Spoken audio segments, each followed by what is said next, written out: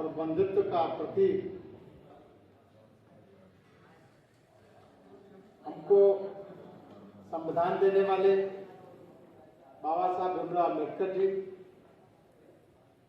हमारी महिला शिक्षक, विश्व की पहली महिला शिक्षक हमारे छत्रपति साहू जी महाराज जी,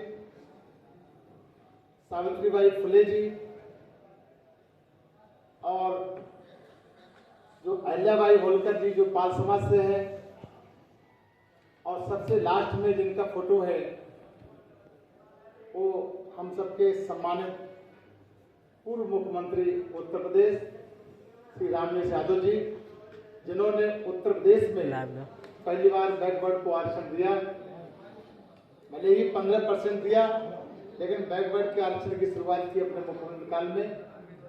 हम इन सबको नमन करते हैं और हमारी पार्टी के प्रदेश के अध्यक्ष जी श्री विवेक जी, प्रदेश महासचिव श्री रामदास जी अपनी ताकत देने के लिए, अपना भरोसा देने के लिए यहाँ पर उपस्थित हैं। हम उनका भी बहुत बहुत साधुवाद व्यक्त करता हूँ और धन्यवाद देता हूँ। आज मैनपुर जनपद में जो जिम्मेदारियां मिली हैं, मैं उनको बहुत तहे दिल से स्वागत और सम्मान करता हूं।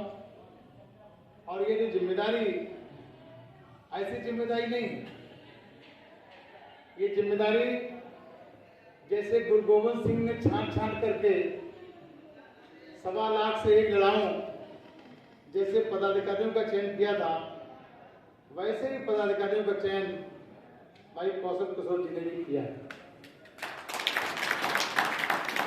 निश्चित रूप से बहुत ही धीर, वीर, गंभीर, मैच्योर, समझदार लोगों को जिम्मेदारी आपने दी।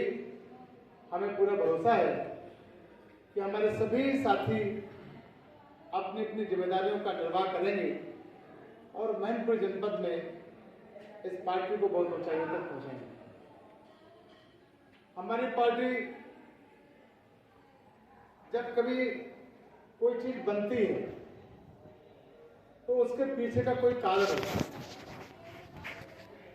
फिजिक्स में, केमिस्ट्री में बिना कारण के निवारण नहीं होता। जब कोई घटना घटित होती है तो उसके पीछे कोई न कोई कारण होता है। ज्वालामुखी फटता है, भूकंप आता है, तो उसके पीछे कोई न कोई कारण होता है। अगर सर्वजन सुखाय पार्टी की स्थापना हुई है तो निश्चित रूप से जो व्यक्ति अपमान बर्दाश्त करता है, घुटन भरी जिंदगी को जीता है, अपने हक को मरता हुआ देखता अपने आंखों के सामने, अपने अधिकार को दूसरों को छीनते हुए देखता अपने आंखों के सामने, अपने ऊपर तमाम प्रकार के अन्याय अत्याचार देख रहा है और घुट घुट करके जी रहा है और कोई उसका प्रतिकार नहीं कर रहा है, वो व्यक्ति सबसे बड़ा पापी है, अपेक्षा कर उस व्यक्ति के जो पाप कर रहा है। अन्याय को बर्दाश्त करना भी, अन्याय को बढ़ावा देना है। कमजोर से कमजोर व्यक्ति भी अन्याय के खिलाफ आवाज बुलंद कर सकता है। आपने तमाम पिक्चरों में देखा होगा, तमाम फिल्मों में देखा होगा कि कोई बर्बर, कोई अत्याचारी, कोई अन्याय करता है तो पूरा गांव का गांव बिल्कुल मूक दर्शक बनता है। अब जब कोई एक महिला तक निकल करके जब उसका विरोध करती है तो वो अत्याचारी और अन्यायी वहीं पर सहम जाता है।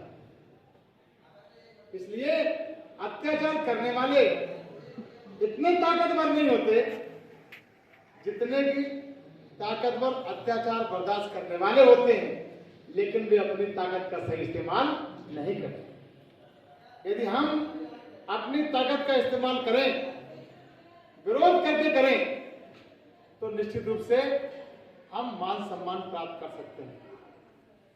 आप सबके सामने ये बात भी कहना चाहूंगा कि मान सम्मान और स्वाभिमान कोई उपहार में नहीं देता, कोई गिफ्ट नहीं करता कि मैं आपको ये प्रतिष्ठा आपकी गिफ्ट कर रहा हूं, मैं आपका सम्मान गिफ्ट कर रहा हूं, मैं आपको आपकी इज्जत गिफ्ट कर रहा हूं। यदि आप अपने मान सम्मान स्वाभिमान के लिए सचेत नहीं है, यदि आप जागरूक नहीं है, तो गिरा से गिरा व्यक्ति भी आपके मान सम्मान की ठिठोली उड़ाएगा और गिरा से गिरा कमजोर से कमजोर व्यक्ति भी आपके मान सम्मान को अपमान करेगा। लेकिन यदि कमजोर से कमजोर व्यक्ति भी, गांव में देखते होंगे, कमजोर से कमजोर व्यक्ति भी यदि अपने मान सम्मान स्वाभिमान के प्रति जागरूक है, तो पैसे वाले और ताकतवर लोग भी उस व्यक्ति का अपमान नहीं कर पाते। और वैसे भी हमने जिंदगी जी ये ली क्यों? भाई इंसान की जिंदगी में भी यदि हम सम्मान से अपना जीवन न जी पाए, स्वाभिमान से प्रतिष्ठा से अपना जीवन न जी पाए, तो इंसान की जिंदगी लेने का कोई मतलब नहीं है। 84 लाख योनियां होती हैं, 84 लाख योनियों में इसी प्रकार से हक वंचित रहेंगे, इसी प्रकार से अपने आंखों से घुट-घुट करके जिंदगी जीते रहेंगे, अपने आंखों से अपना अधिकार का हनन देखते रहेंगे। नहीं, एक प्रजातंत्र है, लोकतंत्र है, थोड़ी सी जागरूकता से हम अपने कार्य की सिद्धि कर सकते हैं। यहाँ कोई तोप नहीं चलानी, यहाँ कोई बंदूक नहीं चलानी, यहाँ किसी का विरोध नहीं करना, यहाँ कोई पथरबाजी नहीं करनी, यहाँ कोई मल्लयुद्ध नहीं करना, यहाँ तो केवल बटन दबाना।